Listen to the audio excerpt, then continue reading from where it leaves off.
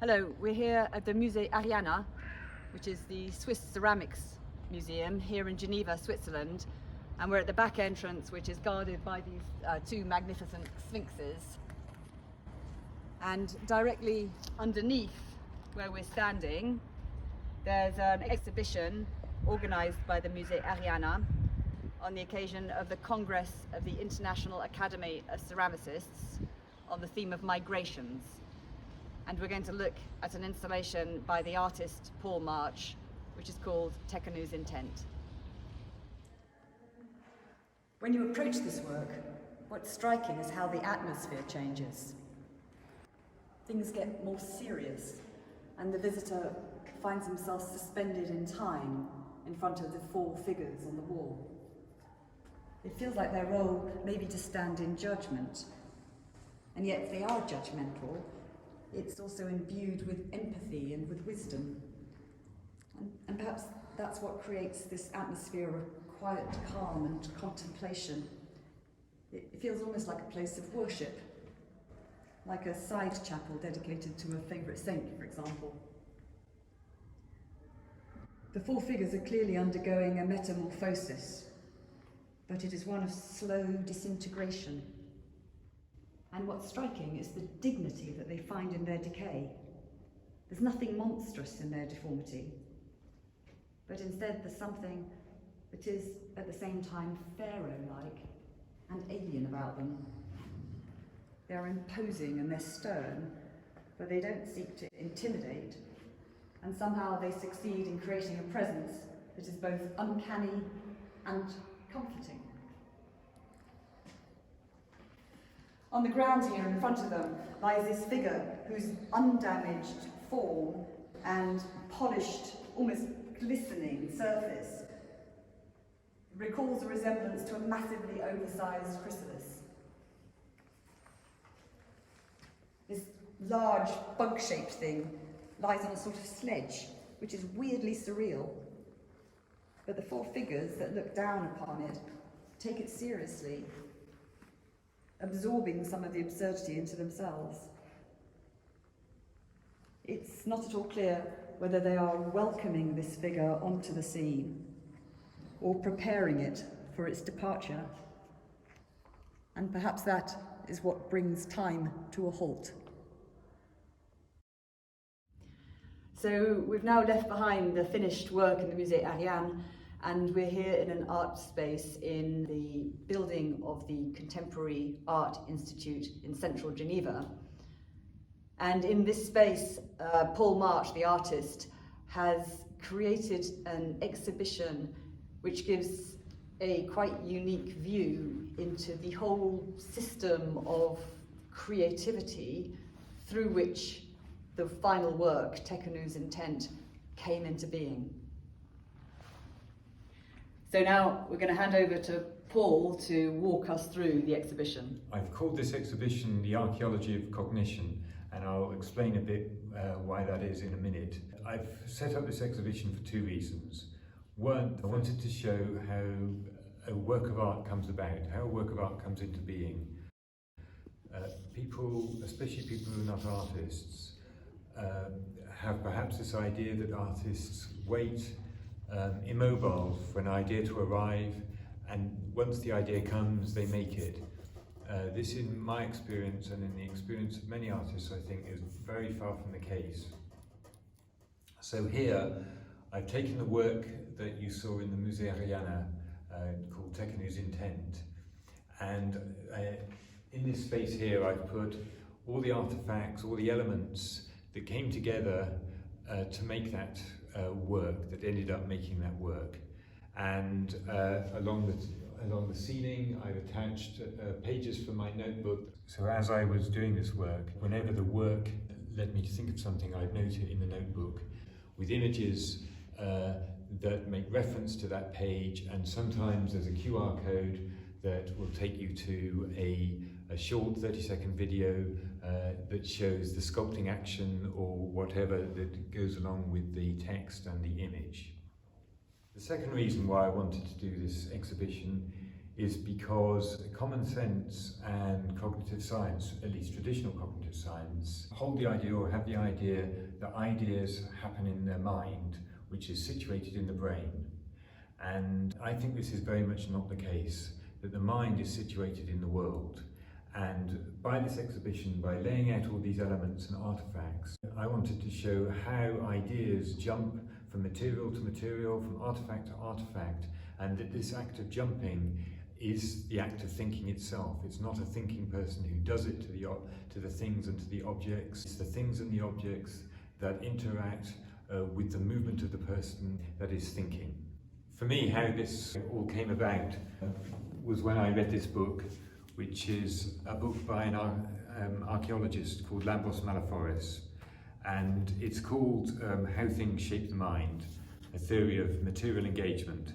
And what I found in reading it, I don't know whether you can see that, is that if you cross out all the words that are to do with archaeology and you replace them with words to do with art, it still makes sense. Over here I've put an explanation of the exhibition, The Archaeology of Cognition. And next to this there is this picture of René Descartes. As you can see, the picture's not horizontal. The reason for this is that when Descartes famously said, "I think, therefore I am," he separated thinking from being. And this whole exhibition, the book How Things Shape the Mind, Material Engagement Theory, is an alternative to that. And I put it non-horizontal because I want the visitor to question where they are feeling that sense of non-horizontalness, whether they really feel it in the brain or whether in fact they're feeling it in the frame itself. So this section of the exhibition contains some earlier works that made connections with what went on to become Tekenu's intent. By including them here in the exhibition, I don't want to suggest that the past inspired the later work. I want to try and get across a different notion, that it was the activity of the Tekenu project that brought these works into the present creative system. And then on this wall here, what we've got is the four major elements that came together over months, perhaps even years, and ended up with Tekenu's intent. I'll go very briefly through them.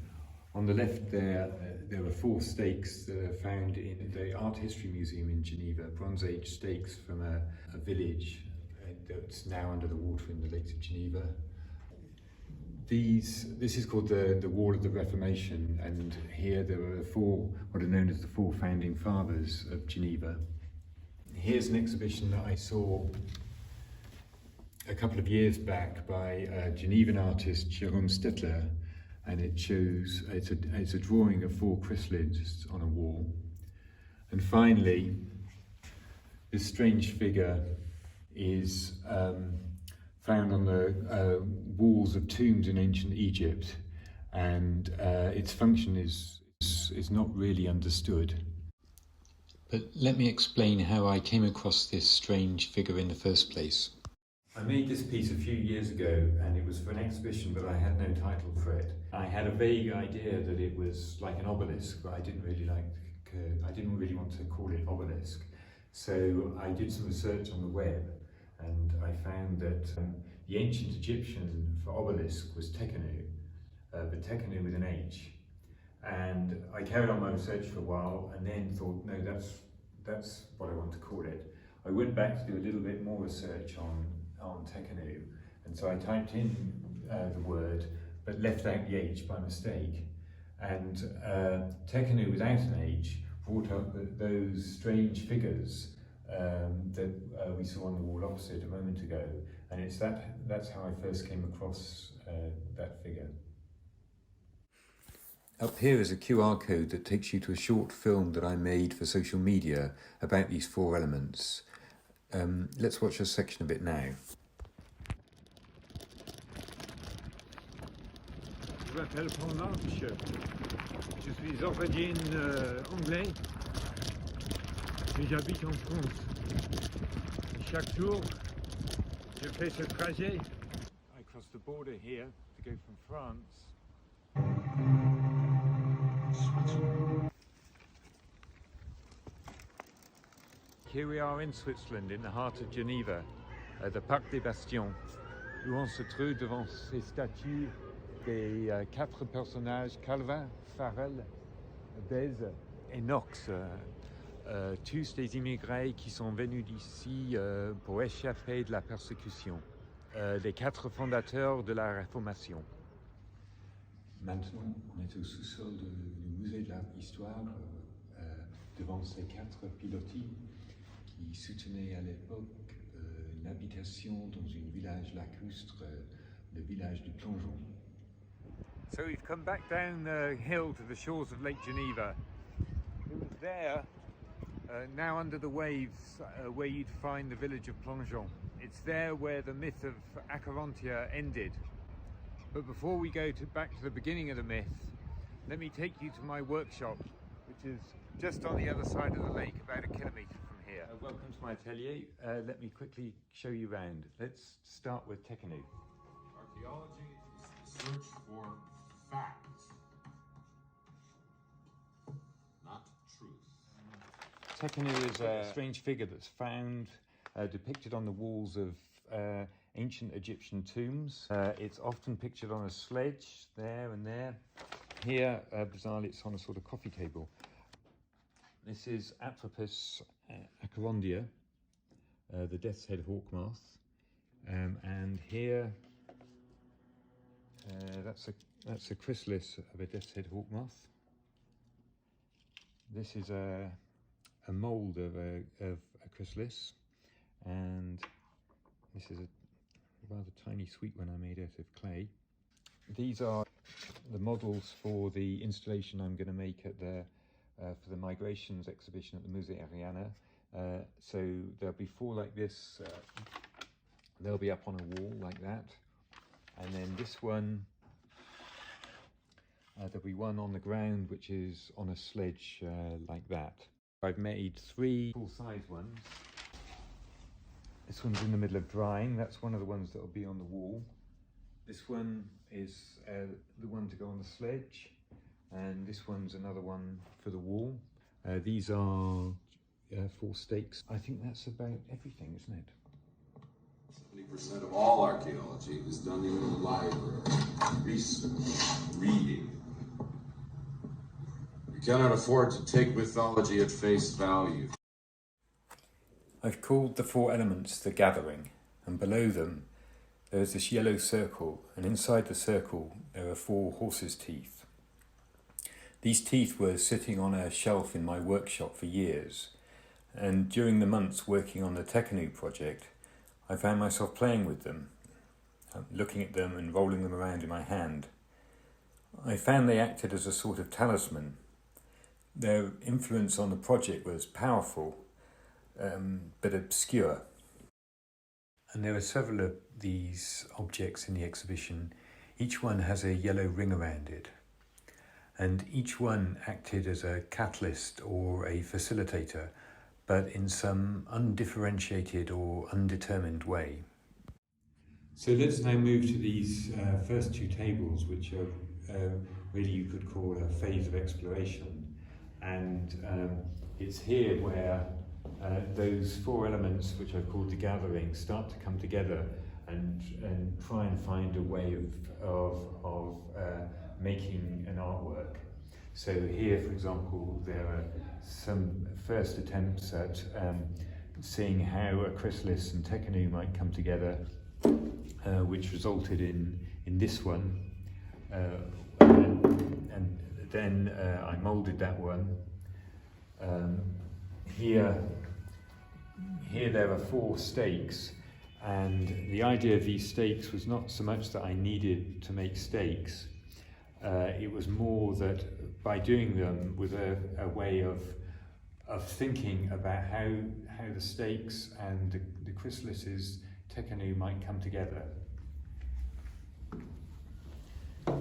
These are the moulds of the stakes, and these are the first stakes that I pressed in the mould made out of clay. Above them here, there's some photos of some of the more stakes that were brought up from the village of Plongeon, which is now under the waves. And here there's another yellow circle which just contains a postcard of an unexploded missile that was hanging around in my workshop for years. And here is a dried out carrot that I found in the bottom of the fridge in my workshop, and felt somehow encouraged by it. So let's now move to the development of the sledge. I made different versions and tried them out with the chrysalis techno element until they seemed to come together happily enough. And these were the first attempts to cast a chrysalis. I was trying different sorts of clay and different sorts of surface treatments. And this one is the first attempt to integrate some of the elements together, the wood and the clay, and as you can see, it wasn't wholly successful.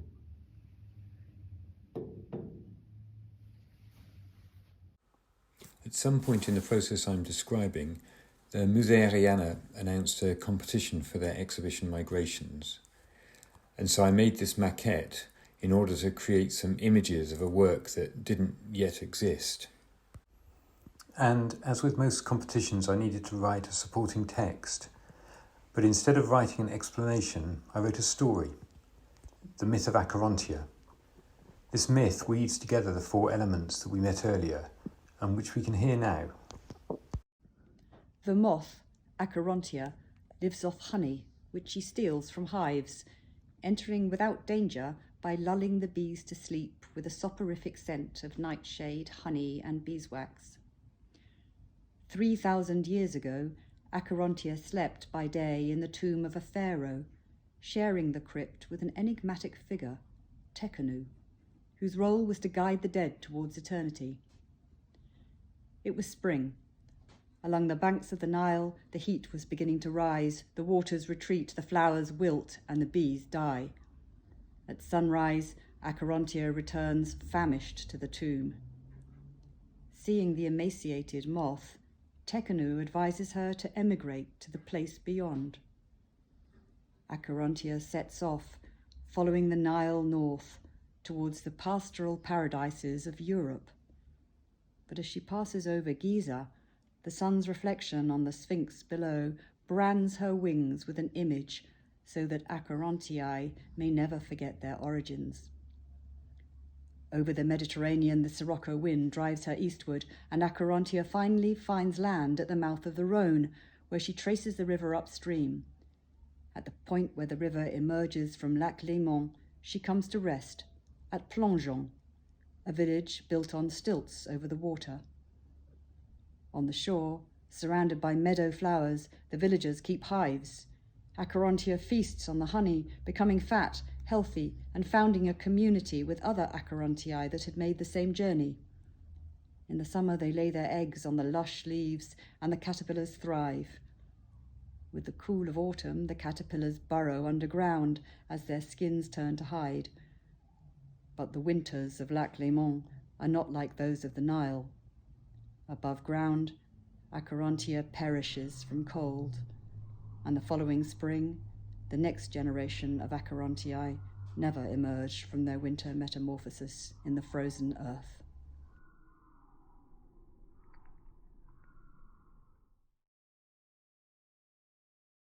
In making the maquette, what I want to underline here is the way different mediums work together and ideas get transferred across media. So, for example, here, this is a computer screen, this is Photoshop, and so I take pictures of the maquette, I open them in Photoshop, I change the colours in order to see how the colours work in relation to the wall, and I also cut these out in Photoshop and move them backwards and forwards and move the shed backwards and forward so that in Photoshop the proportions and the distances are easily adjusted, and then they can be transferred back onto the maquette and then retransferred back onto Photoshop. So there's a sort of backwards and forwards between mediums, which I think is very important in terms of the transference of ideas. What you see down here is the first attempt to make a full-size version of what you just saw in the maquette.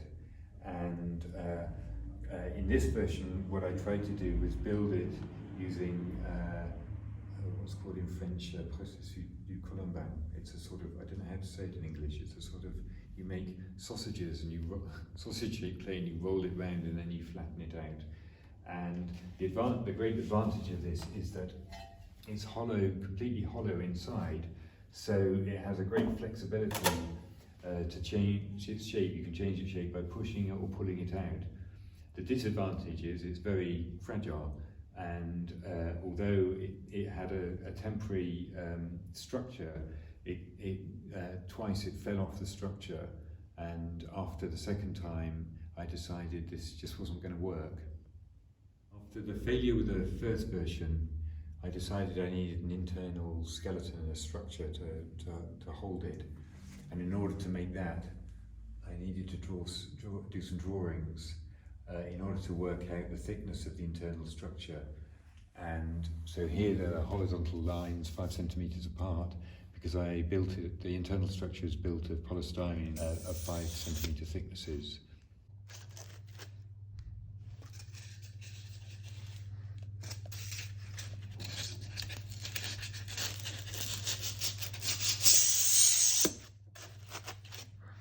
There's the polystyrene, and occasionally there are blocks of wood to give it more structure. And it's got this hemp weave to give the clay something to stick onto and to get a grip on.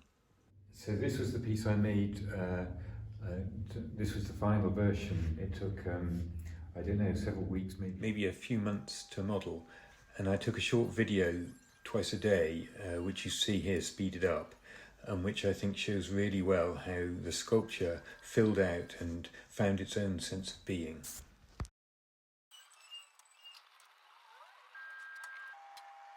And it was from this that I then made the mould while it was still wet, which went on to make the final versions, which are at the moment in the Musée Ariana.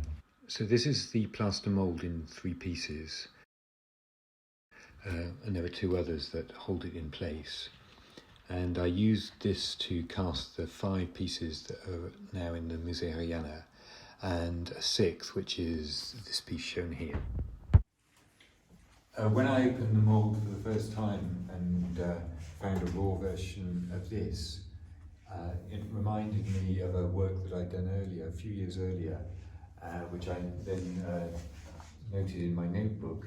And it was this work here, which hadn't come to mind until I opened the mould. And then I think you can see, once they're put side by side, there's quite a clear connection between the two, which didn't happen until I opened the mould and saw the relationship.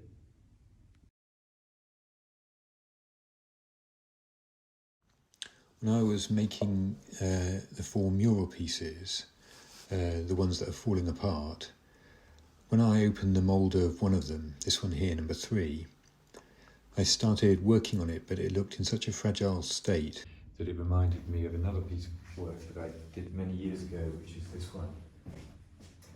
It's called Death, Afterlife and Hatching Doormat. At the time I did this, I wasn't in a very good state of mind. And when I opened the mould, it reminded me of this poor state of mind.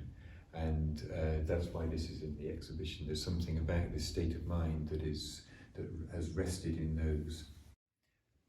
So in order to make the internal structure that's sort of defragmenting that I was just talking about, I took pieces of wood like this and I moulded them out of plaster like this.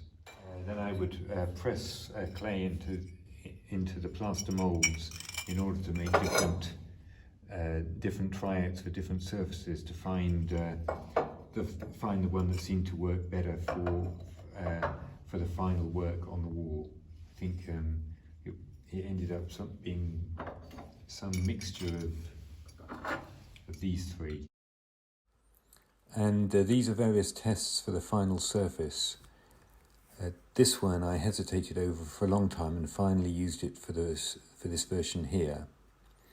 But in the end, the tests seem to suggest something along these lines for the final installation.